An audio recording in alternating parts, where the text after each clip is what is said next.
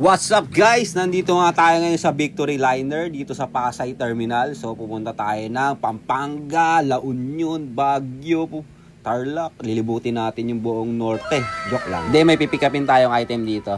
May nag-offer na naman sa atin ng toys eh. Alam mo naman tayo si Boy Pickup. Boom! So mag-isa tayo ngayon magpipick up. Dapat may boy backup tayo eh. Aray ko! Ito nga pala yung hub nila kung saan ka pwede mag-pick up ng item galing probinsya. Ang daming package dito guys. Hindi lang ako yung mag-pick up. So pipila tayo. Waiting game. So habang hinihintay natin yung package natin. Tamang pakit lang tayo dito sa Gedli. Yan.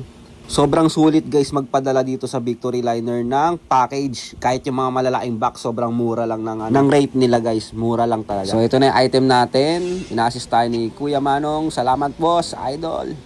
Yan. Anim na box yan.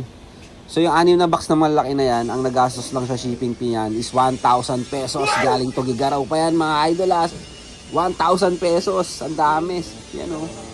6 item. 1,000 pesos lang. Ang malupit niyan guys, kahapon lang pinadala yan. Nandito na agad. Sakay na natin sa service natin. Yan. Let's go. Pauwi na tayo. Ito na mga ating bagong mga batawag dito. Basta laruan. Nasayang ko na naman isang minuto ng buhay nyo guys. Let's go!